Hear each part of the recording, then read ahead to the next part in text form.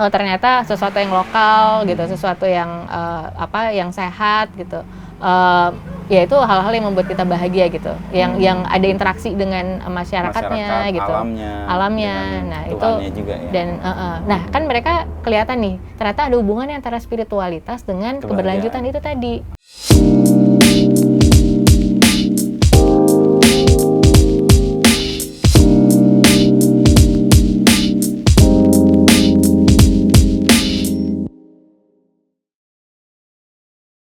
Buki Prima Putri, gimana Bu kabar? Kabar baik. Bisa cerita nggak kenapa lu tiba-tiba punya angan-angan dan mendirikan ini? Nah itu bukan tiba-tiba sih tapi. Pasti bukan tiba-tiba ya. Ada rencana yang mungkin dalam perjalanan ketemu ya prosesnya. Yeah. Gitu. Ini diawali sama di kuliah ya, kan kalau di kuliah tuh dulu background arsitek, terus ada banyak mata kuliah lah ya gitu ya yang mengangkat tentang, iya banget.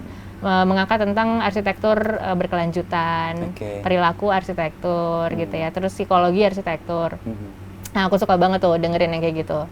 Kebetulan ada satu dosen yang mengajarkan tentang, ini sebenarnya dosen dari luar juga gitu, belajarnya akhirnya dari luar karena waktu itu referensinya nggak terlalu banyak kan, mengajarkan tentang arsitektur peradaban. Gitu. Arsitektur peradaban. Iya. Apa itu? Bisa dijelaskan? Nah itu aku juga menarik kan. Ini kayak wah arsitektur peradaban apaan nih gitu, kayaknya grande banget gitu.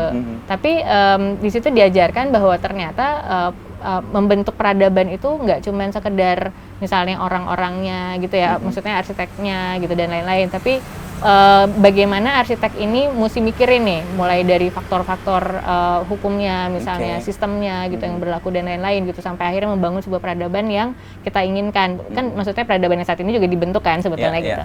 Jadi itu utuh gitu ya, keseluruhan. Utuh, terus tapi ada pertanyaan setelah itu, karena ketika ngomongin soal arsitektur peradaban, ngomongin soal arsitektur berkelanjutan gitu kan, kalau dari mahasiswa, kacamata mahasiswa nih ya, dengan adanya windmill, solar panel, emang gue bisa. Kan waktu itu kan benar-benar nggak ada bayangan untuk bisa memanfaatkan itu ya gitu. Nah akhirnya mikirnya gimana caranya supaya si teori-teori dari arsitektur berkelanjutan ini tuh bisa dibawa ke perilaku sehari-harinya mahasiswa waktu itu.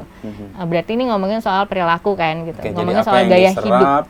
Tidak hanya di wilayah wacana tapi dipraktikkan. Kan gregetan juga dong. Ya kan? Kita ngomong tapi nggak melakukan. Iya. Solar panel, windmill gitu kan. Tapi aduh nggak bisa gitu. Gimana caranya yang konkret gitu. Ya udah akhirnya ngulik-ngulik di gaya hidup waktu itu. Dari gaya hidup mulai kepikiran gaya hidupnya tapi sebenarnya kayak apa sih gitu kan. Sebenarnya mau gaya hidup yang berkelanjutan tuh kayak gimana gitu pertanyaannya kan. Nah dari situ bergeser lagi ke pertanyaan, oke, kalau misalnya gaya hidup ini membangun sebuah peradaban, gimana peradaban yang kita inginkan. Jadi pertanyaan besar berikutnya adalah peradaban yang ideal itu kayak apa sih gitu. Dan ternyata itu pertanyaan yang nggak selesai dijawab akhirnya gitu sampai hari ini. Iya betul. Dan tiap generasi kan punya jawaban atas pertanyaan itu ya. Benar. Dan pada akhirnya aku suka sekali dari ada kata-kata sustainable gitu. Aku suka sekali dengan kata-kata relevan. Setelah dikulik-kulik pun etimologinya juga relevan ini dari bahasa Latin dan Prancis kuno gitu, ada bahasanya ditulisnya enlighten gitu. Jadi dengan kita menjadi relevan, kita justru bisa mencerahkan gitu. Kita bisa, ada lagi di situ dibilangnya rising up gitu. Terus assist kan berarti mendampingi gitu kan. Berarti kita ada peran untuk mendampingi gitu, untuk mengangkat gitu loh peradaban itu supaya bisa lebih mungkin berguna buat orang-orangnya, buat masyarakatnya kayak gitu. Nah kata-kata itu benar-benar kayak berasa, oh iya ya sebenarnya yang penting relevan gitu. Belum tentu sustainable itu relevan. Sustainable itu relevan. Bisa jadi tiap orang untuk di desa misalnya gitu ya, nggak usah ngomongin sustainable aja, mereka juga udah relevan kan. Seperti itu kan. Iya. Jadi lebih ke yang penting berarti peradaban yang diharapkan adalah yang relevan gitu. Terus menerjemahkan kemudian kan Buki kan punya perjalanan waktu yang kemudian menemukan bahwa peradaban yang harus dibangun adalah peradaban yang lalu membentuk kelontong ini dan tinggal di sini. Itu gimana titik temunya tuh? Nah, jadi setelah tahu, berarti yang harus dicari atau yang goalnya adalah kita harus melakukan sesuatu yang relevan kan gitu. Nah itu juga sebenarnya ketemu relevan itu pun juga melalui proses riset. Nah 2013-2014 itu mulai ngumpulin teman-teman untuk riset bareng yuk. Sebenarnya lebih ke bantu gue dong untuk jawab pertanyaan gue. Jadi gitu. lo dihinggapi banyak pertanyaan. Iya, Lalu tapi kalau sendiri nggak bisa, nggak Oke. sanggup. Akhirnya ngeracunin teman-teman untuk ayo kita cari tahu bareng yuk kayak gitu. Jadi gelisahnya dibagi lah. Tulisannya dibagi. Oke. Nah waktu itu ada namanya Our Roots Institute. Our Roots Institute. Nah, aku membuat nama Bahasa Our apa Roots. tuh? Our Roots. Our Roots. Oh, Our Roots. Ya, Oke, jadi sip. akar kita, Oke, Institut ya. Akar Kita. Sebenarnya kalau diterjemahkan bahasa Indonesia jadi Institut Akar Nusantara gitu sebenarnya. sip, Pengennya pakai waktu itu karena ada donasi dari luar. Jadi aku pakai nama bahasa luar Supaya bisa dipahami mereka. Supaya bisa dipahami mereka juga gitu. Our Roots Institute. Our oke. Roots Institute. Nah, tapi kemudian ya dari situlah akhirnya kita mulai pendanaan di Our Roots Institute itu mulai menggali soal orang-orangnya, misalnya tokoh-tokoh yang menjalankan gaya hidup yang berkelanjutan atau yang kita bilang relevan tadi gitu. Soalnya waktu itu kan yang masih kedengeran cuman yang berkelanjutan ya, yang relevan tuh yang kayak apa tuh nggak ada definisinya tuh waktu itu. Nah, jadi kita mencari tahu. Tapi apa nih indikatornya atau frameworknya tuh mau dibilang berkelanjutan atau relevan itu kayak apa sih gitu. Ada parameternya kan? Gitu. Nah, akhirnya mikirnya oh ya udah cari orang-orang yang kayaknya bahagia aja hidupnya gitu. Soalnya kalau udah bahagia kan kelar ya kayaknya ya gitu ya. Cari yang bahagia gitu. Nah, jadi tempat-tempat misalnya desa-desa yang orang-orangnya bahagia gitu. Apa parameternya, apa penyebabnya atau apa yang membuat mereka bisa seperti itu? Benar. Terus orang tokoh-tokoh misalnya kenapa sih ini orang ketawa mulu gitu, kok bisa senyumnya selebar itu misalnya gitu. Itu juga menarik tuh akhirnya, menarikku untuk ketemu dan datang gitu. Nah, dari situ baru ketahuan kalau yang membukaku adalah waktu ke Bali gitu. Ketemu kan Trihita Karana ya. Ternyata Trihita Karana itu dijalankan sekali gitu ya. Hubungan tiga ini hubungan kan Trihita Karana. Trihita Karana ini kan adalah falsafah Bali yang penyebab utama kebahagiaan. Gitu. Nah, itu kan hubungan antara manusia dengan manusia, manusia dengan Tuhannya, manusia dengan lingkungannya gitu. Nah, itu kan sesuatu yang sebetulnya mungkin nenek moyang kita nggak cuma di Bali itu sudah melakukan gitu, tapi dibuat sebuah filosofi seperti itu kan rasanya udah ini nih gitu rasanya gitu. Nah, akhirnya mulai tuh ketemu. Oke, berarti orang-orang yang bahagia nih gitu. Kita orang yang menjalankan tiga norma itulah ya. Tiga norma itu. Nah, mulai ketemu contoh-contoh kayak misalnya kalau orang-orang di sana misalnya kan kalau mau makan aja gitu ngambilnya dari belakang rumahnya. Terus kemudian mereka misalnya mau dapat ikan aja, mereka cuman pergi ke melipir aja ke pesisir. Terus bisa ngambil dari nelayan langsung kayak gitu. Kadang-kadang nelayan juga udah ambil aja kayak gitu. Oh iya ya bahagia rasanya gitu loh. Itu di mana Balinya? Di Buleleng di daerah utara. Dulu di Rumah Intaran namanya. Nah, itu di daerah sana terus mulai mempelajari karena di sana tuh sebetulnya firma arsitektur tapi berarsitekturnya tuh paling cuma 10% aja. Sisanya menjalani gaya hidup yang merdesa misalnya gitu gitu. Nah, diajarin pergi ke pasar terus mencari kualitas pasar yang terbaik. Karena dibiarin aja tiba-tiba misalnya kita bawa pisang nih gitu kan. Beli pisang terus bawa ke meja dia cuma bilang gini aja. Belum bener gitu. Misalnya, loh salah gue di mana? Kayaknya semua pisang sama aja deh gitu. Tapi dia ngerti bahwa itu belum benar. Karena ternyata ada pisang yang impor misalnya atau pisang yang dia ngenali betul ya. Mengenali gitu. Kita akhirnya juga jadi belajar bahwa ternyata mengenali pisang yang berkualitas itu, ini misalnya pisang yang lokal dengan pisang yang diambil dari jauh terus didatangkan itu kan kalau yang dari jauh dia kan belum matang gitu kan. Jadi matangnya di jalan. Nah, hal-hal kayak gitu-gitu tuh jadi belajar banyak dan mulai ngerti bahwa ternyata sesuatu yang lokal gitu, sesuatu yang yang sehat gitu. ya itu hal-hal yang membuat kita bahagia gitu, yang ada interaksi dengan masyarakatnya gitu, alamnya. Nah itu juga, ya? Dan nah kan mereka kelihatan nih ternyata ada hubungannya antara spiritualitas dengan keberlanjutan itu tadi. Gitu. Aku akhirnya menemukan itu juga pada akhirnya. Tapi balik lagi ke tadi ya, untuk kenapa sih akhirnya toko kelontong, akhirnya setelah menemukan model itu, aku coba untuk mempraktekkan atau coba cari, ya bikin model sendiri lah gitu kan. Nah di Jogja sebetulnya niatnya waktu itu pengennya riset gitu, jalan-jalan ke desa-desa ngeriset pakai camper van ceritanya gitu. Itu cita-citanya ya. Tapi keliling dari satu desa ke desa lain, sama untuk mencari itu apa yang membuat bahagia orang-orang di desa itu. Model-model yang tadi itu ya gitu. Nah ceritanya udah dapat busnya gitu ya, tapi busnya ini butuh waktu 2 tahun untuk dibangun gitu. Nah kan 2019 tuh waktu itu ke Jogja, berarti kan 2 tahun 2020 ya, kena pandemi. Sebelum kita akhirnya maksudnya untuk melakukan perjalanan daripada kosong ya kan, waktunya mendingan bikin sesuatu.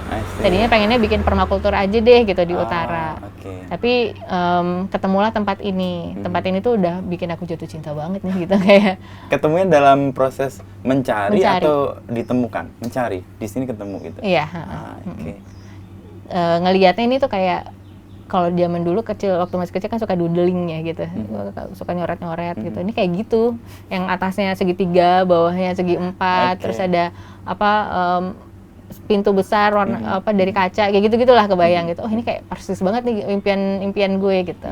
Terus ya udah akhirnya ketika cocok, akhirnya coba di sini. Tapi nggak bisa langsung serta-merta langsung bikin toko kelontong. Ini udah seperti ini bangunannya? Lantainya udah begini, langit-langitnya sudah seperti itu, gedek juga, tapi ditambahkan dengan mezanin. Ini mezanin ini kayu-kayunya ngambilnya dari Pasar Parado Taman. Sini? Karena pada saat itu Pasar Parado Taman lagi dibongkar. Kan sayang ya, maksudnya materialnya bagus-bagus, udah puluhan tahun gitu. Udah gitu mereka ngambilnya main pakai seret gitu loh, kan rusak ya kayunya gitu. Dipakai buat ini, lalu dibangun. Terus ada pantry dan nambahkan kamar mandi, terus ada pekerjaan minor dinding sama jendela kayak gitu-gitulah. Tapi sebelum memutuskan untuk jadi toko kelontong itu benar-benar yang dicari tahu dulu gitu, benar-benar yang kita observasi dulu. Aku ada berlima gitu ya waktu itu, akhirnya dikumpulin untuk yuk coba bikin sesuatu gitu.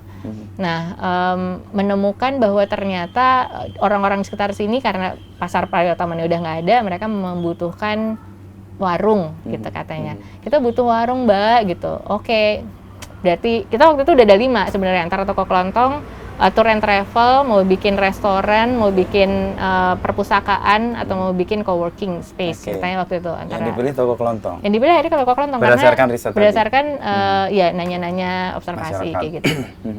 Nah toko kelontong ngumpulin bahan-bahan ininya yang sebetulnya kita udah punya. Aku sendiri sudah punya data yang dari hasil riset sebelumnya itu sudah punya orang-orangnya siapa aja nih yang ada di Jogja gitu. Karena kebanyakan ternyata walaupun waktu itu jualannya di Jakarta gitu ya, tapi sumbernya justru lebih banyak di Jogja. Jadi nggak terlalu sulit akhirnya untuk memulai toko kelontongnya gitu. Cuman yang sulit adalah gimana caranya engage sama masyarakat sekitar. Karena ternyata menurut mereka warung itu harusnya yang kotor, bau gitu loh, ya kan, yang berantakan gitu. Tapi ini menurut mereka kok ditoples-toplesin gini gitu. Terus kalau masuk mereka jadi agak sungkan. Sebenarnya itu perjuangan sampai akhirnya suatu hari mereka bisa masuk untuk masak bahkan di sini gitu. Kayak tadi kita masak tahu. Iya benar. Tahu lombok tadi ya. Jadi orang yang belanja bisa sekaligus kalau mau masak di sini juga ada. Boleh. Meja kita sebut itu magic table, meja ajaib.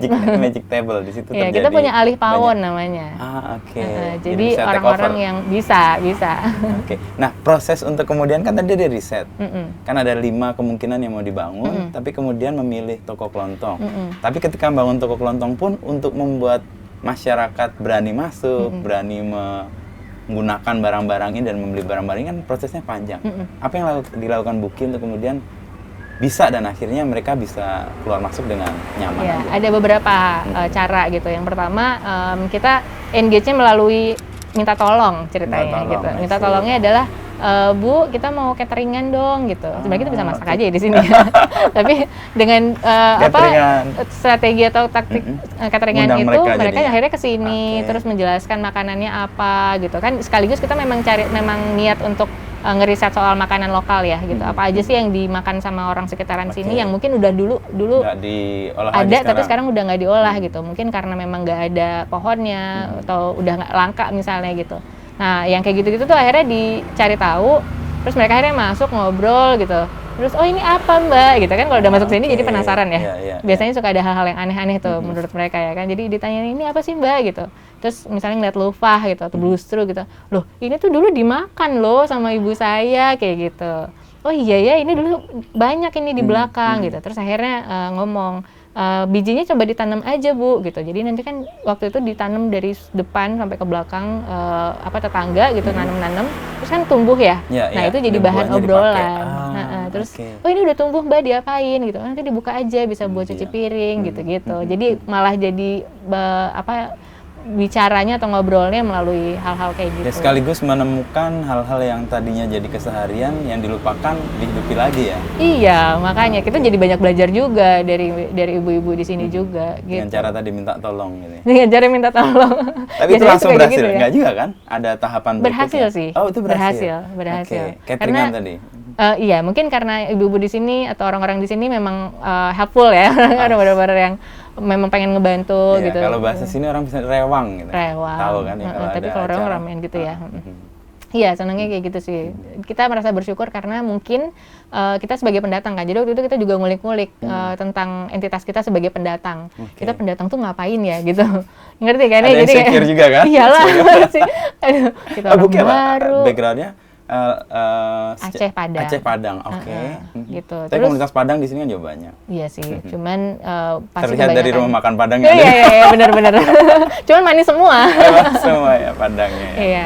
Dan waktu itu kami berlima itu bahkan ya bertujuh, yang dari Jogja cuma 1 orang. Pendatang gitu. Semua ya. Semuanya pendatang. Nah itu kan sebuah tantangan ya gitu. Cuman dengan tiap pagi misalnya kita di sini ngobrol, jendela ini tuh jendela interaksi yang luar biasa banget. Terbuka terus ya. Wah gila ini bener-bener kayak kalau misalnya ada tetangga yang lewat kita bisa tahu ya. ngobrol di situ, gosip di situ juga gitu. Jadi ada banyak hal yang terjadi di jendela ini gitu. Tadi dengan cara mengajak mereka terlibat, mengundang mereka ke sini dan kemudian mereka mulai menerima bahwa ada toko kelontong yang model kayak gini nih. Iya. Pertanyaan gue sederhana sih sebenarnya. Model bisnis ini bisa menghidupi toko kelontong ini nggak? Waktu itu iya. Waktu itu iya. Sampai ketika pandemi yang tahun 2021. 2020 malah kami selamat. Gitu ya? Iya. 2021 karena PPKM-nya nggak jelas kali ya gitu kan iya. Iya, maju nggak, mundur nggak. Gelap banget rasanya gitu. Iya. Baru akhirnya setelah itu model bisnisnya berubah lagi jadi Magic Table atau dan namanya juga berubah jadi Bumi Buana gitu. Nah, Bumi Buana itu kan sebuah istilah yang mungkin banyak orang nggak paham tuh. Sebenarnya apa? Bumi kan ya bumi kita, Buana itu semestanya kah? Iya, betul. Nah, kalau sebelumnya kan adalah sebuah bisnis yang benar-benar bisnis ya, memang diperuntukkan untuk bisnis gitu.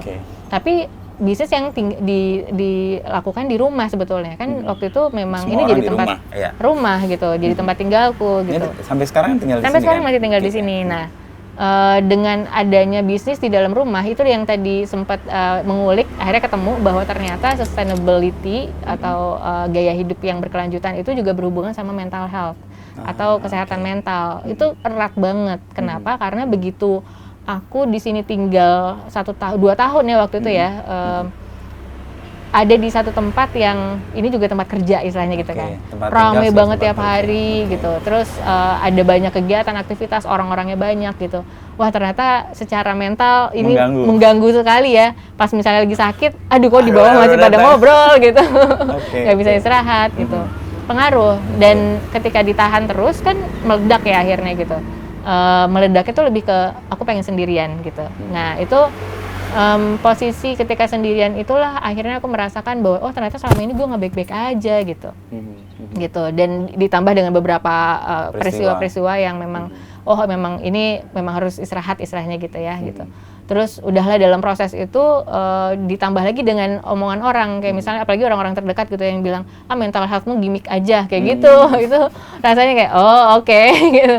Nah tapi hal-hal kayak gitu tuh justru membuatku menemukan bahwa tempat ini meskipun tadinya ada tempat bisnis juga, rumah hanya sekedar tadinya aku pikir tempat istirahat aja, tapi jadi tempat menyembuhkan juga akhirnya. Karena proses itu kan membentukku ya gitu. Wah ditempa banget tuh secara mental dan lain-lain gitu. Mau pindah ke tempat lain kan biasanya orang ya udahlah kita pergi dulu pulang ke rumah ibu atau apa gitu ya, adalah solusi gitu. Tapi aku menemukan bahwa iya aku bisa sembuh juga di sini secara ini ya, maksudnya bisa keangkat lagi, bisa mengangkat diri sendiri tuh di tempat ini juga pada akhirnya gitu. Nah rumah itu di 2022 menjadi sebuah entitas yang menurutku penting. Udah nggak cuman lagi bisnis dulu baru rumah, tapi rumah dulu baru bisnis. Jadi gimana caranya ini rasanya tetap di tempat pulang. Nggak cuma buat aku ya, tapi buat orang-orang yang misalnya udah pernah kesini, terus udah yang kedua. Udah yang kedua kan, udah berasa pulang. Maksudnya pengen orang-orang yang kesini juga berasa pulang ya gitu. Minimal aku harus berasa pulang ketika aku sampai di tempat ini gitu. Nah tapi gimana caranya supaya tidak terjadi gesekan antara bisnisnya kegiatan dan rumah atau aktivitas domestik dengan bisnis. Oke, berarti coba bikin sesuatu lagi deh gitu. Nah muncullah namanya si Magic Table itu. Karena kalau toko kelontong mungkin orang kan bisa setiap saat, tapi kalau Magic Table atau meja ajaib itu bisa diatur kan, bisa makan siang atau makan malam aja gitu. Nah itu jadi model yang menurutku sangat pas untuk saat ini ya gitu. Jadi apakah saat ke depan akan pas lagi belum tentu juga ya? Belum tentu. Karena nanti apakah relevan atau enggak kan lihat lagi nih kebutuhannya. Ini kan Booking nyebut bahwa rumah juga tempat untuk menyembuhkan ya. Pernah ada pengalaman bahwa rumah itu menjadi tempat yang menyakitkan juga? Oh iya. Mungkin nggak semua orang, tapi aku pribadi adalah orang yang mengalami bahwa di rumah itu bisa jadi tempat yang nggak aman gitu. Nggak aman terhadap apa gitu. Misalnya kalau aku lahir di keluarga yang banyak konfliknya gitu. Maksudnya terjadi pertengkaran tiap hari yang bisa aku lihat dan ternyata ini nggak menyenangkan buat aku gitu. Rumah tuh jadi pulang ke rumah deg-degan kalau dari sekolah tuh. Ya, cemas, ini di rumah lagi pada berantem nggak ya? Kayak gitu rasanya. Nah baru bisa merasakan pulang adalah ketika di desa. Di desa, seperti yang di Buleleng tadi itu? Iya, salah satunya ya. Tapi ketika semua desa ternyata sama rasanya. Karena ketika kita pulang ke rumah orang yang bahkan bukan kerabat kita gitu, ya sebenarnya saya juga punya kerabat di desa dan itu juga rasanya pulang juga. Dan ketika kita pulang ke rumah orang yang sebetulnya kita nggak tinggal di situ gitu, tapi rasanya disambut dengan sangat baik, berasa kayak anak sendiri gitu. Wanginya si tungku gitu, itu rasanya kayak gini rasa pulang. Nah itu perasaan pulang itu tuh kusimpen sampai akhirnya aku bisa membuat sesuatu yang juga rasanya seperti itu. Dan gitu, di sini ini coba dihadirkan perasaan. Tahu nggak kenapa orang pengen merasa langsung berasa di rumah kalau di sini? Kenapa? Dapurmu. Oh dapur ya? Iya itu yang dimanapun. Kalau gue pengalamanku kalau main ke rumah orang begitu kita diajak ke dapurnya, itu rasanya kita udah diterima sepenuhnya. Dapur kan tempat yang sangat private kan sebenarnya, orang masak dan sebagainya, makanan dan itu masuk ke tubuh kita. Iya betul. Mungkin Magic Table ini emang jadi ikatan untuk ngerasa orang, gue pengen datang ke situ lagi deh. Iya betul. Gue ceritanya belum merinding. Karena gue datang pertama lo kan bikin yang jagung dari pati ya teman-teman. Oh iya, yang waktu itu dari pati. Iya. Pas banget pas lagi ada itu, sekarang udah nggak ada tuh jagung. Musiman soalnya. Salah satu itu.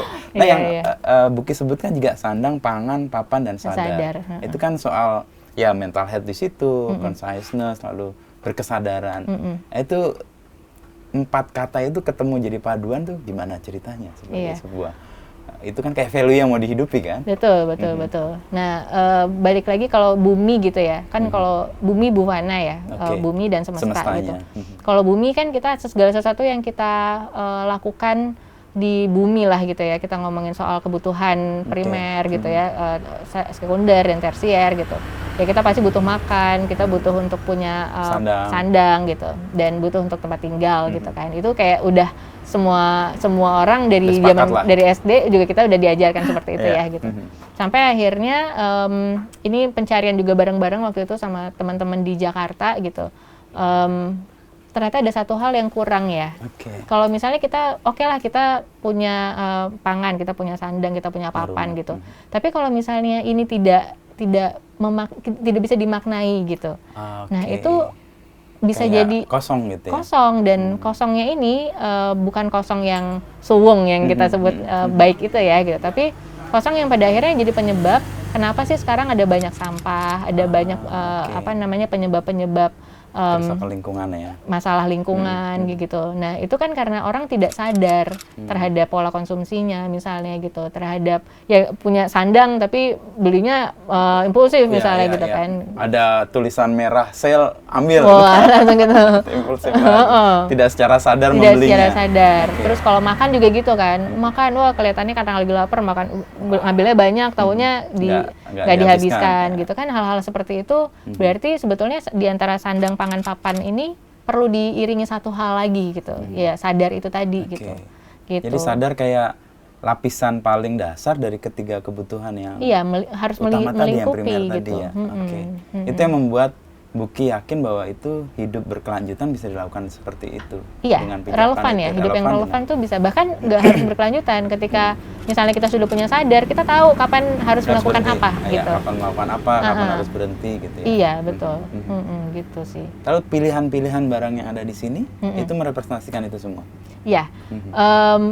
Harapannya adalah ketika misalnya pergi ke satu desa gitu, terus menemukan sesuatu ini yang penting, sesuatu yang penting yang bahkan dirawat oleh masyarakat desa tersebut, ini harus dibawa message-nya, ini harus dibawa pesannya untuk bisa disajikan di meja ajaib, di dan magic diluaskan table. kan sebenarnya kan? Diluaskan. Pada akhirnya si meja ajaib jadi sosial media gitu untuk menyampaikan apa sih yang diupayakan oleh masyarakat desa misalnya terhadap si sandang pangan papan dan sadar ini gitu. Bisa dibagikan ke orang-orang yang bahkan mungkin baru tahu gitu kan, orang-orang kota gitu misalnya. Jadi kayak sarana untuk informasi sekaligus edukasi juga ya. Karena gue waktu tahun berapa? 2018 itu ke Inggris, itu ketemu sama model bisnisnya siapa tuh chef dari sangat terkenal di Inggris. Jamie Oliver. Jamie Oliver. Iya. Ketemu sama restonya The 15 restoran. Jadi menarik, dia itu nggak punya porsi untuk personal. Dia porsinya bersama karena konsep dia adalah makan tuh sharing. Benar. Dan makan itu ngobrol. Dan ketika ngobrol banyak hal disampaikan. Misalnya bumbunya apakah, ini bahannya dari manakah, dan mereka kan juga berusaha untuk memakai produk-produk atau material atau bahan di sekitar situ kan, sehingga jadi kesempatan juga untuk empowering mereka. 15 ya namanya. The 15 restoran. Dan makanya Buki tadi nyebut magic table tadi jadi pusat ya, akhirnya kayaknya itu jadi tempat untuk mengenalkan material. Gue kenal jagung dari Pati kan, ke situ juga kan.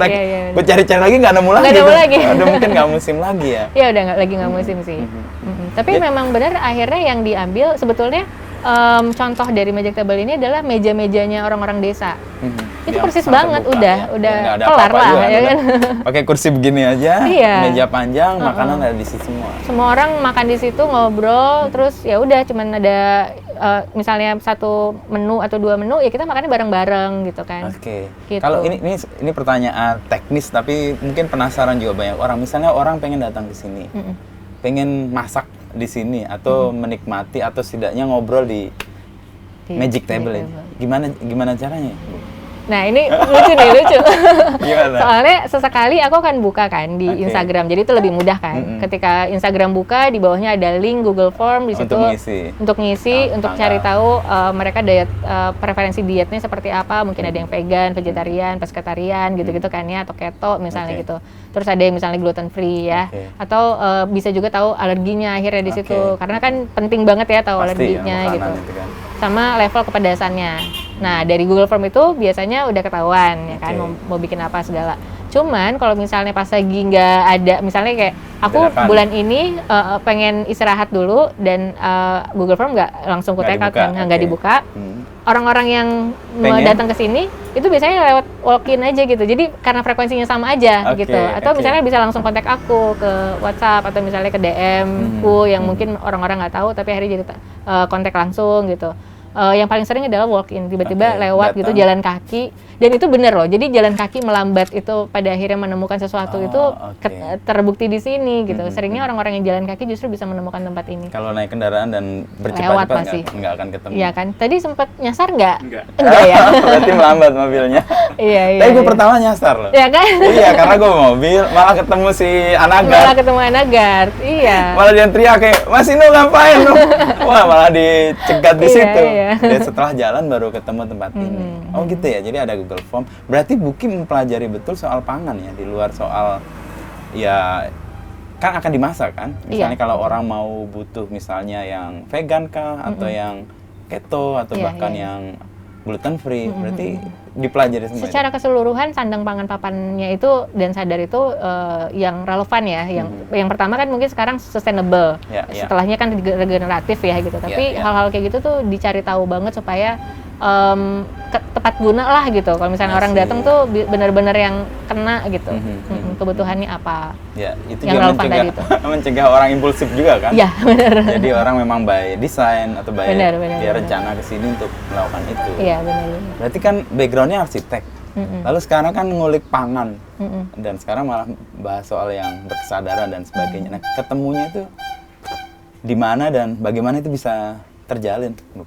Oh dulu pernah berpraktek kan, jadi sempat jadi Praktek arsitektur. Oke. Terus kan kalau berpraktek arsitektur ya kita ngedesain, terus kita hadir di lapangan di gitu-gitu site-nya. ya, di site gitu. Nah, mendesain sesuatu yang copy paste lah istilahnya gitu kan, Oke. tinggal Nah, banyak ada, gitu. Lanjutin yang lain gitu. Oke. Ketika di lapangan ngelihat oh ini udah jadi nih gitu kan rumahnya gitu, aku penasaran. Kan sebenarnya ketika kita sebagai arsitek yang kita tahu teori-teori tentang arsitektur berkelanjutan, kita pengennya juga mempraktekkan itu di situ Iya, kan. iya. Ternyata nggak bisa. Karena pemiliknya nggak mau. Udah pasti deh kliennya Ada, kliennya perbedaan. developernya gitu. Ini nggak masuk akal Mbak gitu. Oke. Misalnya mau dibikin supaya aliran udaranya baik Lebih gitu kan. enggak, kurang visualnya kurang bagus. Bener, terus nyamuk Mbak ini nggak bisa. Oh, pakai ini aja, pakai mesh gitu. Wah, Oke. nanti repot. Susah lah Mbak, nggak Oke, usah ini, oke. nggak usah ini. Kita pakai AC aja kayak gitu. Udah lah ya kayak gitu-gitu. Terus aku mikir ini bisa bertahan berapa lama ya? Jadi kayak konflik sendiri kan? Konflik berarti, sendiri. Bu? Oke. Beberapa tahun kemudian aku balik lagi dan bener, nggak semua rumah yang dibangun itu ditempatin. Ah, oke. Bener-bener yang udah sudah lewat jelek, itu aja. udah ini udah nggak bisa nih dipakai. Jadi aku ngerasa bikin sampah. Ini sampahnya segede rumah, banyak kali berapa gitu ya. Dosanya gede banget nih arsitek. Iya, arsitek biasanya gitu kan. aduh kalau misalnya nggak punya power nggak bisa nih gitu. Kalau nggak Oke. kalau bukan arsitek yang bener-bener punya power, Besar, ya. sulit sekali untuk berjuang di situ gitu. Ya udah akhirnya mulainya malah pindahnya ke pendidikan waktu itu. Pendidikan. Bergeser ke pendidikan karena punya minat di situ juga gitu, ngulik-ngulik soal. Jadi sebetulnya yang harusnya diubah itu kan perilaku tadi, yang ngomongin soal perilaku, gaya hidup gitu. Tapi gimana caranya supaya Perubahan bisa sampai dilakukan. nih gitu. Lewat pendidikan. Lewat pendidikan akhirnya ngulik-ngulik gitu, ketemu mentornya, terus belajar, baru deh akhirnya mencari model gimana caranya. Dan ini kan jadi bentuk sebuah ruangan ini yang 50 meter persegi ini kan menjadi ruang untuk belajar juga akhirnya gitu. Makanya ada buku-buku ya banyak di sini. Dan orang datang ke sini pengalamannya bisa beda-beda, nggak cuma Oke. makan kan. Ketika orang datang memang butuhnya untuk makan, ini jadi kedai. Yeah. Ketika mereka datang ke sini pengen belanja, toko ini jadi kelontong. toko kelontong. Ketika datang ke sini untuk Baca, belajar jadi perpustakaan. untuk bikin tesis misalnya atau Oke. skripsi gitu, nyari referensi ke sini jadi perpustakaan gitu. Satu tempat tapi bisa fungsinya Pada macam-macam akhirnya ya. iya, cuman muaranya jadinya ke pendidikan ujung-ujungnya kan, karena di meja makan pun yang Iya, terjadi edukasi kan adalah ya. edukasi juga Informasi gitu. ya, bahwa makanan ini perlu dilakukan Iya. treatment tertentu, perawatannya dan sebagainya. Bener. Toko kelontongnya juga ketika orang beli ini apa nih apa segala macam kan terjadi Pasti bertanya-tanya. pertukaran informasi juga. Gue dari tadi mau tanya nih, ini ada garam 2 nih. Beda. Ini satu lembut banget, ini agak kasar nih. Iya. Apa bedanya, Bu? Bedanya nanti di penggunaannya, lebih kalau ini bisa buat salad, kalau yang ini biasanya buat masak biasa Gue gitu. taunya garam ya garam aja. Garam aja ya. Oh, di sini banyak banget garam. Bisa Oke. jadi garam bukan dari laut, bisa dari yang dari gunung gunung, ya. Ini atau lagi bisa rame dari juga ya. atau bisa dari nira Nira ya. Oke. gitu. Nira tuh jadi garam juga? Iya, itu kerjaannya Javara. Aku kok Oh, lihat-lihat, oh ini kok oke. keren banget ya gitu. Kerjanya Bu Heli gitu mah. Nah, kalau kita ngomong soal sustainability atau keberlanjutan atau peduli pada lingkungan, pangan tuh nyumbang paling gede untuk sampah sebenarnya. Oh iya. Food waste ya. Iya, Rata-rata, mulai dari hulu ke hilir iya, sih. Rata-rata dunia atau bahkan Indonesia mungkin 40-an% sampah itu adalah sampah makanan ya. 60%. 60 bahkan. 60%. Menurut Buki gimana cara, kan tadi ada sandang, pangan, papan, dan sadar. Gimana bangun kesadaran ini supaya orang tidak membuat apa yang harusnya mereka konsumsi atau tidak konsumsi kan bisa dikonsumsi yang lain, nggak jadi sampah. Punya pengalaman dari hulu ke hilirnya. Pengalaman hulu ke hilir. Hulu ke hilir. Jadi ketika orang makan, mereka mungkin nggak sadar bahwa yang mereka makan ini prosesnya panjang, upayanya panjang gitu kan. Tapi ketika orang-orang yang misalnya udah pernah ke sawah, mereka pernah bantuin Bu Tani, Pak Tani menyawah, nanam padi, matun kalau bahasa Jawa tuh yang bersihin itu. Mereka pasti akan mikir minimal deh berkurang nih perasaan untuk menyia-nyiakan makanan gitu. Atau jadi ambil secukupnya tadi. Ambil secukupnya pada akhirnya gitu. Jadi perlu ada pengalaman, makanya yang disajikan di sini adalah pengalaman atau experience-nya. Kalau bisa dari hulu ke hilir gitu. Semakin sehingga dia kesadarannya lengkap, penuh ya. Karena kesadarannya penuh. Karena kalau semakin dia lengkap kesadarannya pengalamannya dari hulu ke hilir, semakin dia akan menambahkan terus penghargaan terhadap pangan itu. Gitu. Nah, untuk dapat pengalaman hulu ke hilir atau hilir ke hulu itu kan nggak bisa semua orang bisa ya. Bener. Artinya misalnya orang-orang yang di perkotaan lah, dia nggak pernah tahu nih beras ini gimana caranya dia hadir di sini kan. Hanya kita yang punya pengalaman di desa atau pernah pergi ke desa itu bisa punya pengalaman dan punya kesadaran. Nah, untuk membangun itu gimana? Kerjanya keroyokan makanya.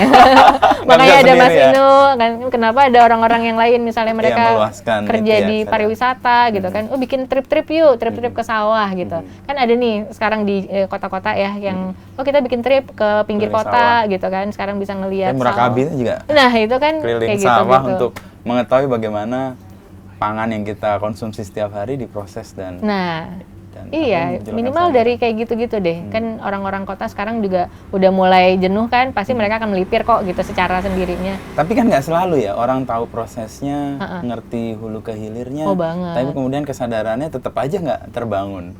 Nah, ada ruang di mana bisa kita masuki untuk walaupun mereka udah punya pengalaman ya? Ya kayak gitu. Iya. Kan berarti itu lebih ke gaya hidupnya yang mengunci mereka kan untuk tetap ada di pola pikir yang seperti itu gitu.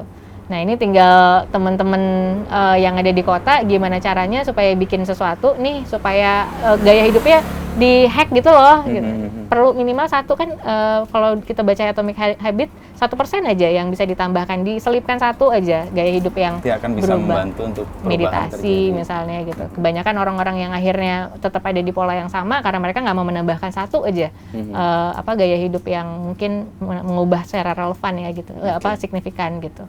Kalau dari sisi pengetahuan atau pengalaman bahwa dari hulu ke hilir itu bisa dilakukan untuk bisa mencegah dari food waste, kalau di Bumi Bufana sendiri mencegah itu dengan cara apa? Banyak ya, kalau dari awalnya banget dari hulu kita berusaha untuk cari tahu petaninya misalnya, pengrajin gitu, atau produsen yang benar-benar kan dikurasi, diajakin ngobrol gitu. Ini gimana prosesnya di awal, atau datang ke tempatnya cari tahu ini gimana cara apakah ada terjadi food loss misalnya, atau bahan-bahan makanan yang sebenarnya masih bisa dimakan tapi karena bentuknya jelek nggak mau akhirnya dibuang gitu kan. Kita mau terima gitu. Hal-hal kayak gitu-gitu dengan alasan yang sifatnya lebih ke nilai yang mau diperjuangkan. Betul, iya. Dan di sini ketika sudah sampai di sini kita jurnal punya jurnal misalnya setiap bahan makanan ini nanti bisa jadiin menu-menu apa aja, terus bagian-bagiannya misalnya kulitnya bisa dibuat apa gitu, terus ini bisa jadiin apa gitu. Sebisa mungkin tidak terjadi sisa makanan yang nggak bisa diapa-apain pada akhirnya, atau kembali bahkan dikirim ke TPA misalnya gitu, atau TPST.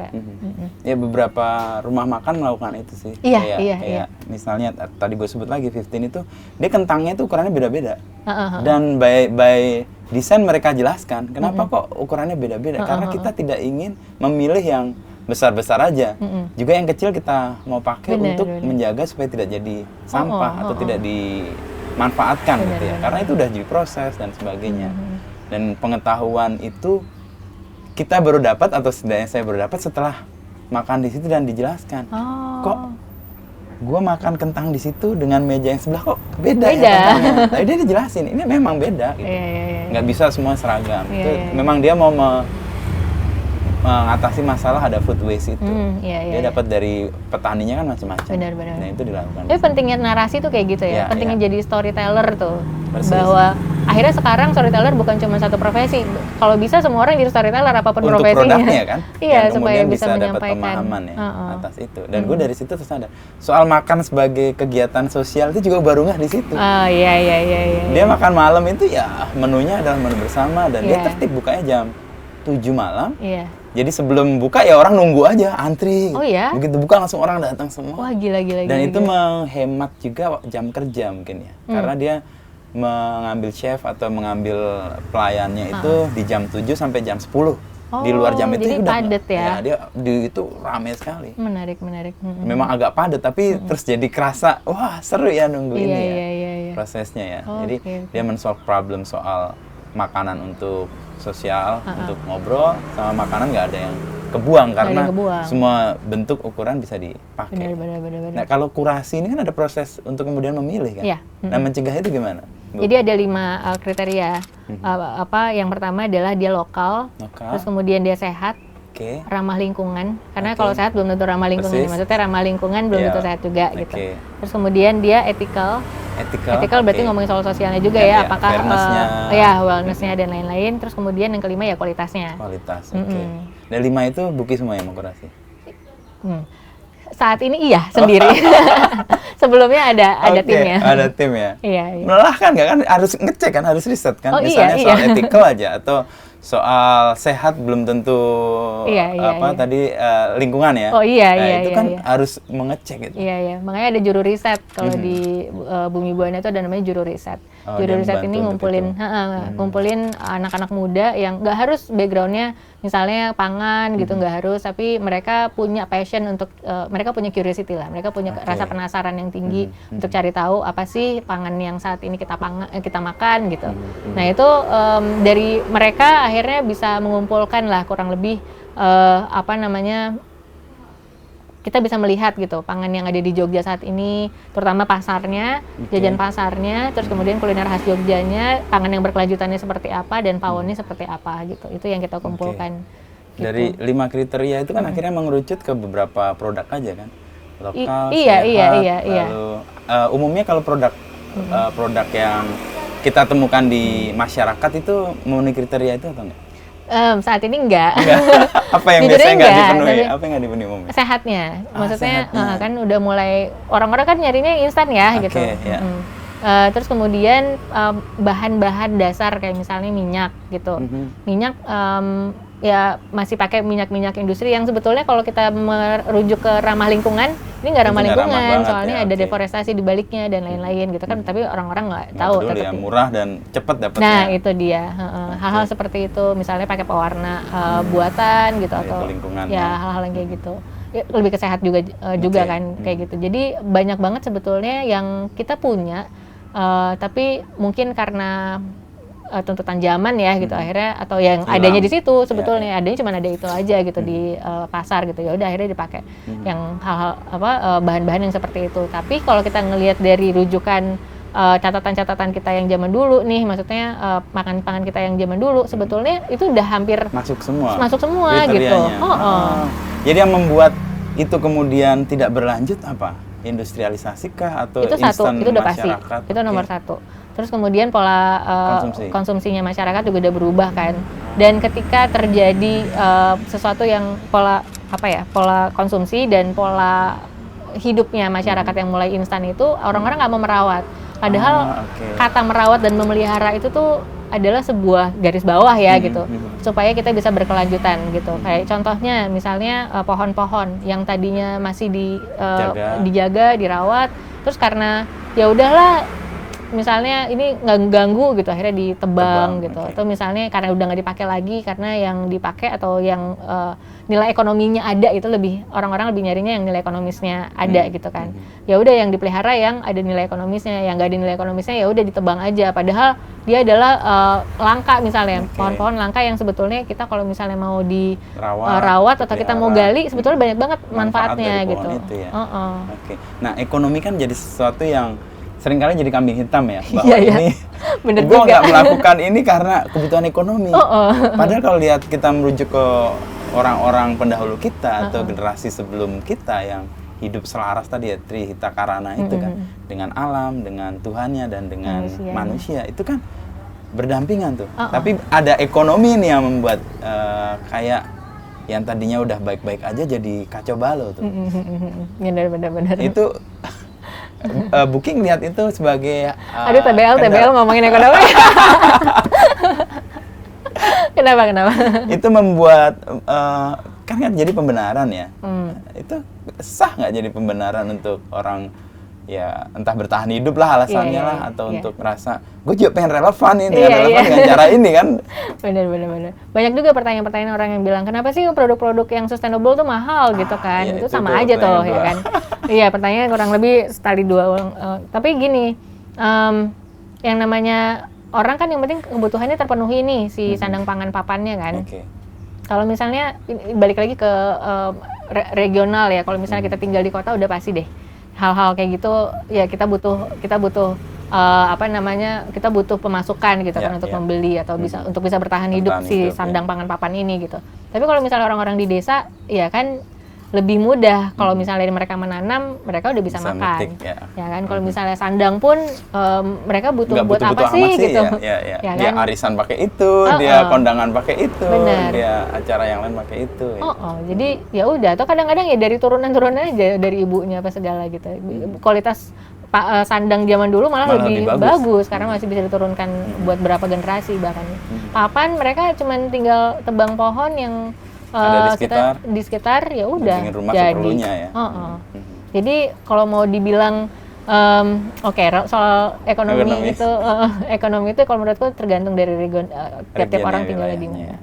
Kota biasanya lebih demanding tuh ekonomi sebagai hal yang harus dipenuhi, soal lingkungan nanti dulu deh. Iya, nah kalau itu akhirnya aku membayangkan gini, inilah pentingnya maksudnya harmonisasi hubungan antara desa dan kota gitu. Gimana sih hubungan desa dan kota bisa saling harmonis gitu, bisa saling memenuhi, atau mungkin desa jadi penyangga gitu untuk kota gitu.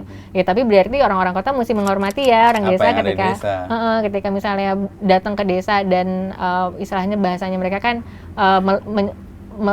melipir ya gitu, atau menyepi atau hilang gitu ya.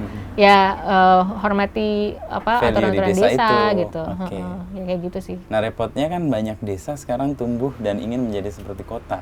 Nah itu dia juga kebalik. Mereka punya value yang sangat kuat yang sebenarnya menopang orang-orang kota. Iya. Nah ini yang dicemaskan juga oleh Pak Eko sih. Eko Prawoto dan arsitek juga yang kemudian memilih tinggal di desa dan yang memastikan bahwa ya kalau hidup desa ya value desa yang harus kita, jangan kita menghadirkan sesuatu yang asing sama sekali. Betul. Itu tadi entitas pendatang yang kita ngomong di awal ya, kita mesti benar-benar ngulik dulu nih entitas kita sebagai pendatang itu kayak gimana. Jangan sampai kita datang malah mengubah tatanan sosialnya kayak gitu kan. Tapi khas Jawa sih atau Jogja mungkin ya. Orang yang datang ke Jogja itu jadi Jogja sih. Iya, orang Aceh, orang Padang, orang Malang jadi orang Jogja. Apa nih ininya Jogja nih ya? Ya gue mau tanya dong. Bukan orang Jogja jadi nggak ngerti. Kenapa lu kan terpesonanya sama Bali, sama desa di Buleleng tadi. Tapi kok memilih Jogja sebagai tempat yang kemudian ini rumah gua nih, di mana aku tadi ya sembuh juga di sini, lalu juga bisa mendapatkan usaha dan bisnis di sini. Kenapa Jogja? Jogja yang memilihku, Mas. Keren banget yang Jogja memilih dia. Karena dari sekian banyak kan kalau bikin tabel gitu ya, Bali nih langsung centang, udah kayak gitu sebenarnya awalnya ya Bali, Sabang lah gitu-gitu kan kayaknya menarik gitu. Tapi ketika semua hal ketika sampai di sini tuh kayak semua ada dan rasanya tuh pulang gitu. Ya ada perasaan pulang itu tadi gitu. Itu yang menguatkan kayak ini memanggil-manggil ya udah ini Bener. tempat untuk pulang itu Iya, ya, iya, iya. Jogja. Dan nggak hanya Buki yang milih, Jogja yang milih Buki. Iya, kan waktu itu si busnya adanya di sini di Jogja. Oke. Busnya Iya. itu yang 2 tahun mau dibuat itu ya. Iya. Tapi ada orang sering mengatakan si Jogja itu terlalu nyaman gitu ya, terlalu Iya, betul. bisa membuat kita melupakan mimpi-mimpi. Bener. Atau ada siapa yang Rendra, Mas. Kalau mau membunuh mimpi tinggallah di Jogja. Benar sih, benar. Nah, untuk merawat mimpinya Buki tetap menyala-nyala di Jogja gimana? Nah, untungnya adalah mimpiku masih selaras dengan Jogja gitu. Oke. Jadi hanya butuh untuk membesarkan aja skala gitu. Dan ya semua ya tetap ada di Jogja juga gitu kan. Oke. Tapi aku memang banyak sekali mendengar bahwa gue kalau di Jogja males jadinya gitu. Emang iya sih ya kan. Cuman emang toh mimpiku adalah sesuatu yang slow living juga gitu. Jadi dan ya Jogja memungkinkan itu. untuk hidup slow living itu ya. Slow living yang lo pahami itu gimana sih? slow living Bermalas-malasan Bermalas-malasan. Loh, ada loh mager. bukunya. Ya kan ada bukunya kan. Atau bangun jam 10 juga nggak masalah gitu. Kalau Jakarta mau jam 10 udah kelar buru-buru. semua udah. Benar. Slow living. Slow living adalah ketika aku pribadi gitu ya, secara kebutuhan sandang pangan papan terpenuhi, tapi aku bisa mengaturnya sendiri gitu. Kapan Oke. aku misalnya membutuhkan si sandang pangan papan, kapan aku membutuhkan misalnya pemasukan ekonomi dan lain-lain, aku bisa mengaturnya gitu. Oke. Terus sekali lagi tuh salah satu indikatornya adalah si kesehatan mental ya gitu. Ketika rasanya bahagia aja gitu tiap hari gitu kan, bisa ngejalanin, atau minimal ada perasaan diambang antara nyaman gak nyaman. Nah itu kan yang dijaga kan, supaya jangan terlalu nyaman, tapi gimana juga nggak caranya nyaman-nyaman. supaya Oke. Nah itu bisa ditemukan di sini gitu. Yaitu pada akhirnya porsinya, kapan ketemu orangnya gitu, kapan ketemu orang-orang yang datang gitu kan, itu harus ada perasaan menantang diri sendiri juga tuh gitu. Ayo hari ini ketemu orang, siapa tahu ada tantangan baru kayak gitu.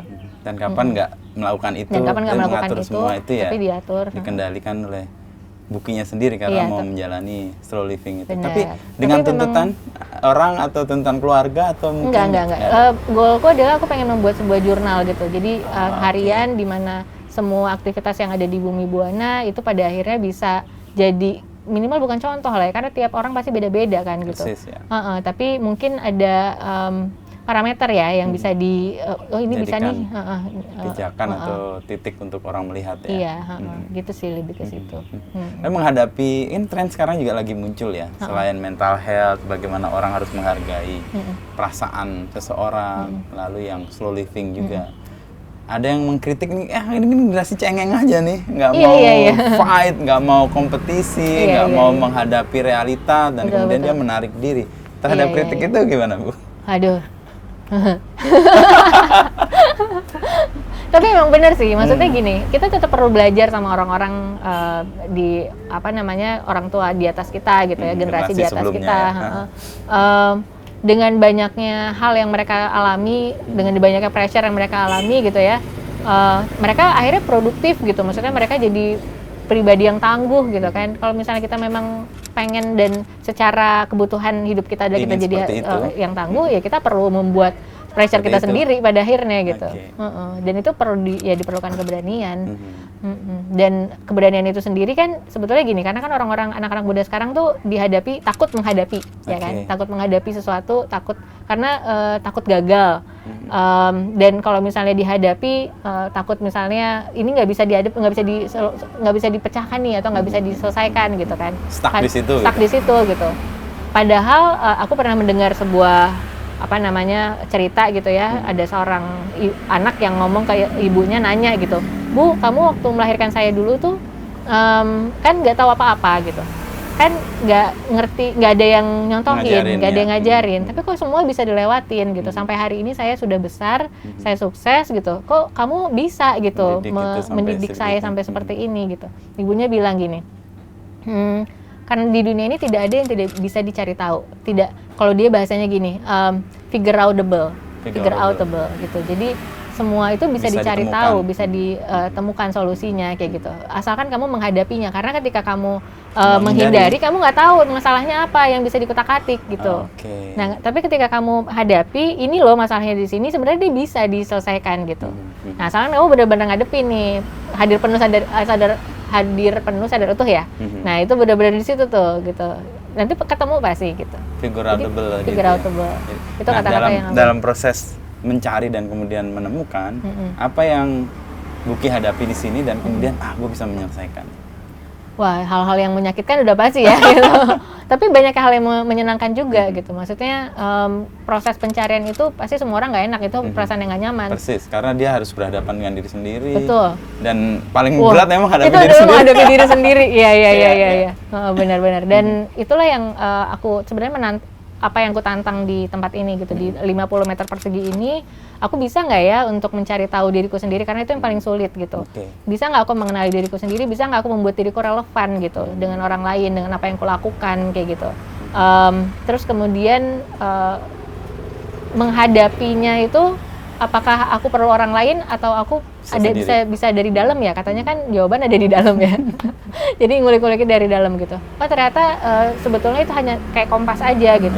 Tetap kita butuh referensi dari luar, kita tetap perlu ngobrol. Dalam, ya. Cuman kita nggak perlu mendengarkan misalnya kayak ini nasihat A, ini semuanya diambil gitu. Perlu diendepin, diolah dulu, ya. Diinternalisasi, diendepin, terus barulah akhirnya si kompasnya itu bisa menentukan gitu, menyampaikan ke kita gitu, kita butuhnya apa. Ntar kan biasanya dari dalam diri kan kita udah ada kayak semacam sinyal lah gitu, ini iya ini enggak gitu.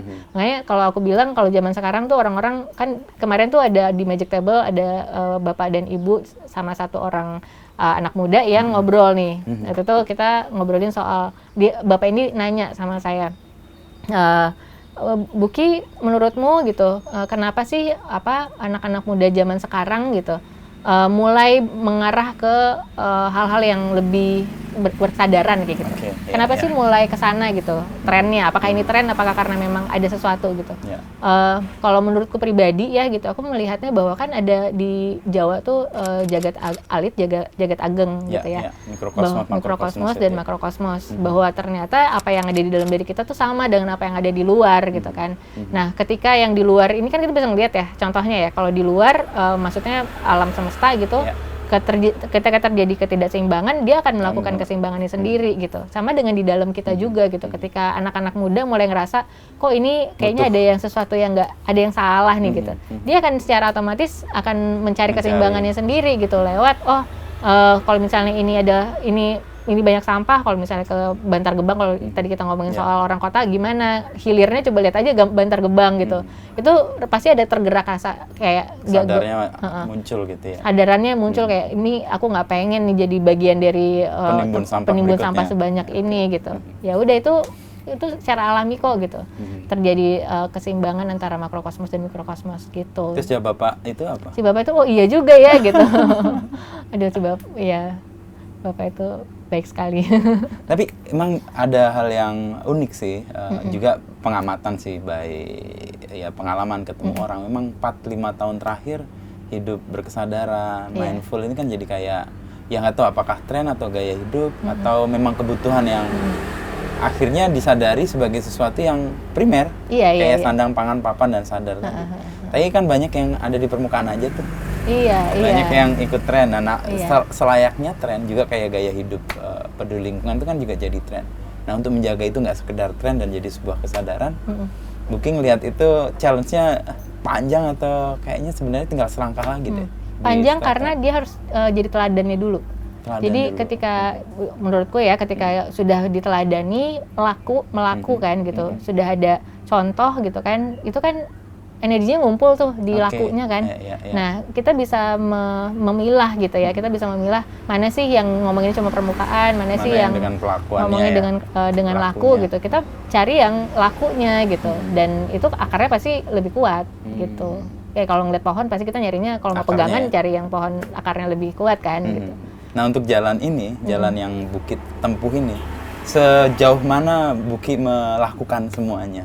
Dan pasti lelah juga atau enggak juga? Ada yang 2021 itu kan akhirnya aku istirahat setahun itu kan lelah.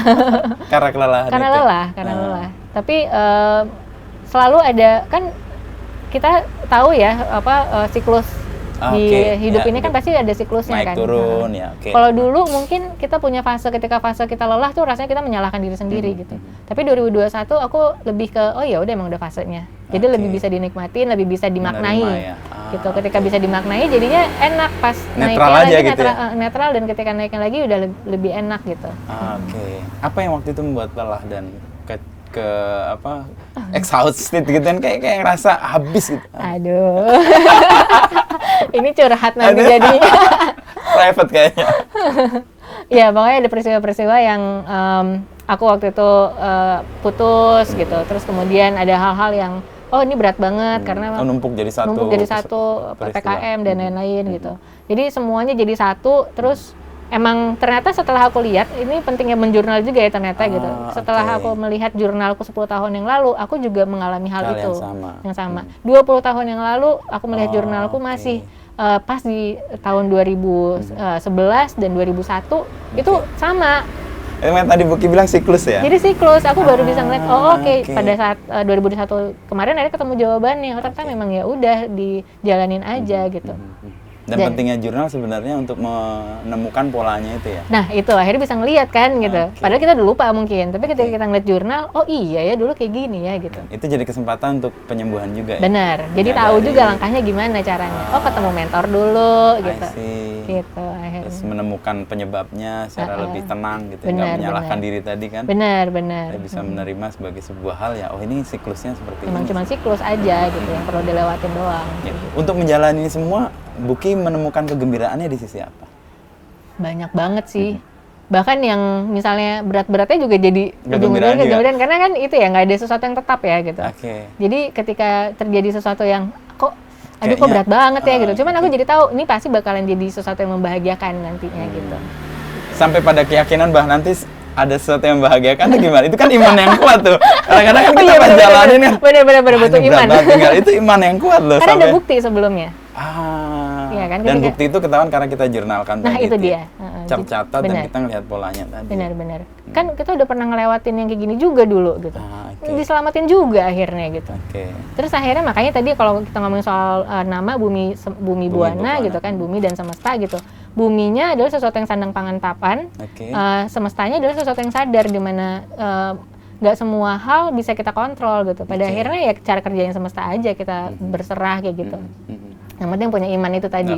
Dan kenapa iman ya kita mesti ngebuktiin gitu. Jadi kita kayak mesti challenge juga sih gitu. Ayo dong buktiin ke gue gitu. Karena iman yang kosong kan capek juga kan. Tapi iman yang sudah tercatat di jurnal itu yang membuat mungkin lebih punya keyakinan udahlah ini berat tapi ujungnya kayaknya ada spark atau ada. Tapi di awal-awal bikin jurnal kan juga kan nggak ada bukti, jadi itu berat pasti di awal-awal. Cuman ya kita kadang-kadang kita boleh ya menantang semesta gitu, menantang. Ayo dong, kasih jawaban dong gitu, tunjukin. Gue udah berserah nih, gimana?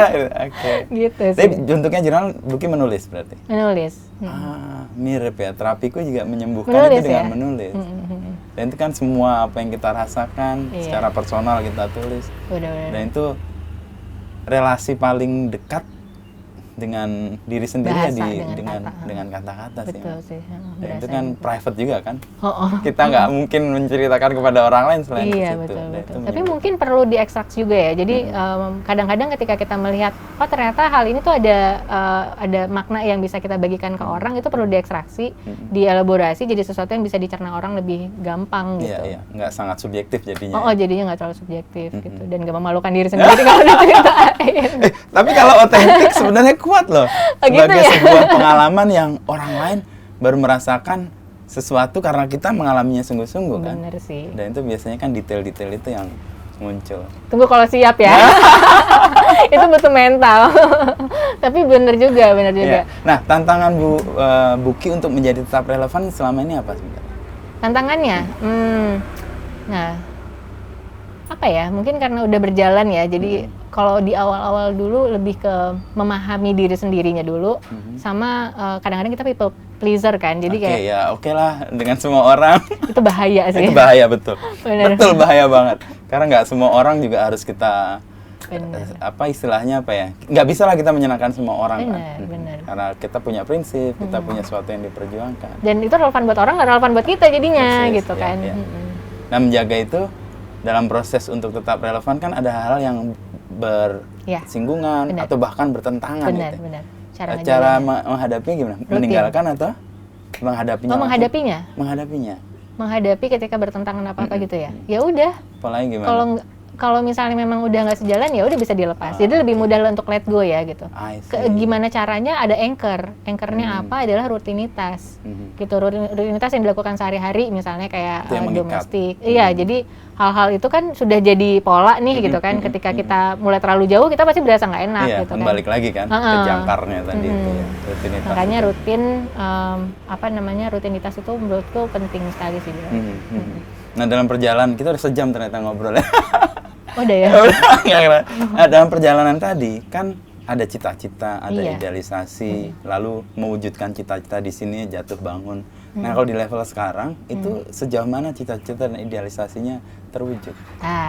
Nah, kemarin ini 2022 dengan adanya Magic Table dan toko kelontong itu sudah cukup. Rasanya sudah cukup. Di masa itu cukup dan relevan sekali. Memenuhi kebutuhan banget lah gitu. Tapi 2023 tiba-tiba ada kapasitas baru yang muncul ketika ada hal-hal yang aku pengen tahu nih, kan mulai muncul lagi nih pertanyaan isengnya di kepala ya, kok banyak banget pertanyaan yang harus jadi aku sekarang lagi berusaha untuk meracuni orang lain lagi untuk ayo jawab pertanyaan itu lagi yuk yang gitu. Yang dulu dilakukan 2014 gitu. Itu 2013 kan mulai ada muncul pertanyaan-pertanyaan itu. Nah, sama persis. Ini juga 2020 10 tahun ya? 2013 iya kan 10 tahun ya gitu. 2023 ini mulai ada itu lagi gitu. Pertanyaan-pertanyaan itu muncul, minta dijawab. Nah, berarti mulai perlu untuk mendistribusikan keresahan ini ke orang-orang lagi dan sudah mulai dibuat sistemnya supaya ini bisa tetap berjalan dan risetnya, pencarian jawaban itu juga tetap bisa dilakukan gitu. Untuk peka terhadap keresahan itu apa yang Buki lakukan?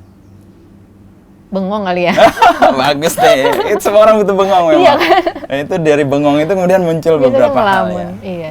Dan di Jogja kayak memfasilitasi bengongnya. Benar. Dan si rutinitas yang dilakukan itu kayak misalnya hal-hal sederhana yang dilakukan di sini kan cuci piring gitu, nyapu. Secara sadar itu kan munculnya di situ semua. Pasti pertanyaan-pertanyaan itu munculnya pas lagi gitu, pas lagi nyuci piring, lagi nyapu, pas lagi bengong lah gitu. Itu gitu deh biasanya muncul. Nah, proses untuk kemudian menjadi sangat independen kan, kalau gue ngeliat sih Buki kan independen.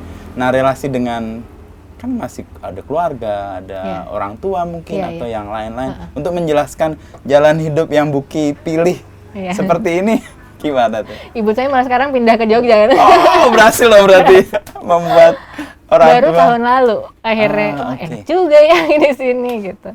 Jadi mulai ngerasain. Cuman tetap gimana pun hubungannya gitu kan, yang kita pengen kan bukan mengubah orang lain ya, kita pengennya menginspirasi gitu. Kalau memang ternyata ini relevan buat mereka ya monggo ditiru, kalau enggak ya jangan gitu. Dan kita juga nggak bisa mengatur untuk orang sesuai dengan yang kita mau jalankan atau enggak kan.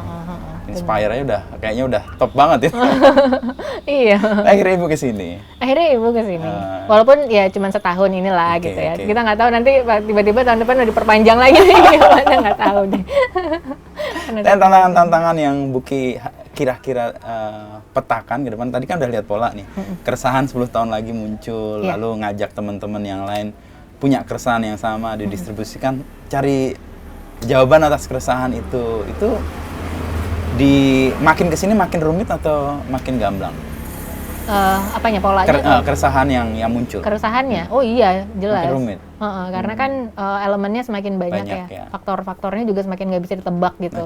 Lagi nanti nih yang 2024 ke atas gitu-gitu ya, ada banyak banget rumor-rumor gitu kan. Jadi pastinya hal-hal baru justru yang ini hal baru ya gitu. Jadi mulai belajar banyak, coba menyiapkan diri dengan cara belajar, cari tahu ini beneran akan kayak gini nggak ya gitu. Berarti melibatkan orang-orang yang baru sama sekali juga ya, benar. Disiplin ilmu yang baru sama sekali. Itu kadang-kadang nggak disengaja juga. Di Magic Table ditemuinnya gitu. Jadi dia bekerja dengan caranya lah gitu. Ya di sini ya ketemu ya. Informasi-informasi itu kadang-kadang dapetnya dari situ. Dan mungkin jawaban-jawabannya juga kadang ketemu di situ. Menemukan keresahannya di situ, sekaligus membagikannya, sekaligus jawabannya di situ. Nah, sekarang kan ini jadi kayak tempat tujuan ya. Misalnya gue aja kalau ke Jogja, kalau ada waktu, kalau bisa mampir ke sini. Dan Ini by design atau organik aja mereka datang? Nah itu dia. Lucunya adalah mungkin karena di sini adalah tempatku berpraktek benar-benar menyembuhkan gitu ya. Segala sesuatu ketemukan di sini. Maksudnya ada perasaan pulang di sini tuh ku bangun sendiri, akhirnya ditemukan orang lain juga dengan perasaan yang sama gitu. Makanya kadang-kadang ketika orang datang ke sini tuh ngerasanya aku jadi berasa sembuh nih di sini, aku jadi ngerasa menemukan sesuatu di sini. Ada orang-orang, salah satu teman kita yang akhirnya jadi teman akrab gitu adalah ketika dia tadinya nggak bisa ketemu orang sama sekali karena dia punya trauma atau pengalaman. Trauma apa bahasanya ya, bipolar. Bipolar, tapi bipolar yang spektrum apa aku lupa. Dia benar-benar kalau ketemu orang nggak bisa gitu. Terus ketika akhirnya di sini dia bilang bahwa dia mulai berinteraksi sama orang dan berani ketemu orang adalah ketika di sini gitu. Terus ada lagi orang-orang yang misalnya, oh saya baru bisa menemukan kedamaian hidup sendirian gitu, itu ketika ada di sini, menemukan contoh di sini gitu. Tapi mungkin itu kan hanya satu orang yang kebetulan aja relevan gitu ya. Sampai ada teman kita juga yang Dian bilang ini namanya jadi Bumi Buana Husada aja. Ada Husada di belakang. Iya. Tapi itu pada akhirnya terserah kata orang karena punya yang pengalaman sendiri-sendiri. Pengalaman sendiri-sendiri kan pada akhirnya kan yang kulakukan adalah yang memang relevan buatku gitu. Ketika itu akhirnya jadi sesuatu yang relevan buat orang lain, ya itu bonus aja gitu. Itu ada pepatah itu, burung dengan kepala yang sama itu akan berkumpul. Iya. Pengikatnya ada pengalaman Buki di bener. sini dan pengalaman juga menyembuhkan dan disembuhkan. Kemudian orang datang. Frekuensinya pengikatnya sama. kayak makanan deh. Iya nggak sih kalau orang udah pada makan. Kayak kita harus segera ke sana ya, makanannya udah harus dinikmati. Jasmine gimana, siap? Siap. Sambalnya nggak dibikin. Sambal apa? Sambal tahu. Di sini baru aja chatting temanku. Aku selalu terinspirasi di sini. Oh gitu ya. Oh gitu ya. Ini ruang Tapi yang. udah kesini. Si Perhat. Oh oke. Iya. Terinspirasi di sini. Tapi emang setting bahwa ada dapur di sini nih menurutku jadi kayak game changernya. Iya kayaknya ya. Yang membuat orang rasa dekat dan kita suka atau punya pengalaman yang hidup itu ketika makan sih sebenarnya. Itu pengalaman yang orang bilang bahkan jauh lebih tinggi dari pengalaman seksual. Makan itu lebih kaya rasanya kan, di situ ada semua pengalaman kan, sensi kita hidup semua. Baru tahu. Dan dapur ini jadi tempat yang harus kita segera datangi. Bener. Tapi pernah dengar juga sih bahwa otak manusia kan ada dua ya, di kepala sama di perut gitu. Jadi kalau selama ini kita hanya entertain kepala yang ada di kita, kepala, lupa. sekarang saatnya di perut gitu. Mau nyobain? Dan ada pepatah kan, you are what you eat kan? Bener. Dan di situ biasanya you are kita what you think, you are what you eat gitu. You are what you read juga. Di sini ada semua. You are what you read ada, you are what you eat juga ada. Iya. Di sini all you can eat, all you can talk. Dan ada dukunnya di sini. Dukun. Yang menyembuhkan tadi kan? Oh ya Allah. Yang sebenarnya membuka bukan hati. yang menyembuhkan, Iya. mereka sendiri yang Mereka datang. sembuh karena punya frekuensi yang sama. Mungkin ini jadi mirror ya, jadi cermin gitu. Ketika mereka datang ke sini, mereka menemukan, oh iya ternyata caranya kayak gini. Jadi nemuin jawaban sendiri aja. Persis. Dan itu langkah yang baik sih, menyembuhkan tanpa harus Dibetulin. mengatakan bahwa kita yang menyembuhkan gitu. Pengalaman itu. Thank you Buki. Sama-sama, Ngobrolnya, terima Din. kasih. Kita Masih akan mau, lanjut ke teman-teman. dapur yang sudah ditunggu sama Yasmin.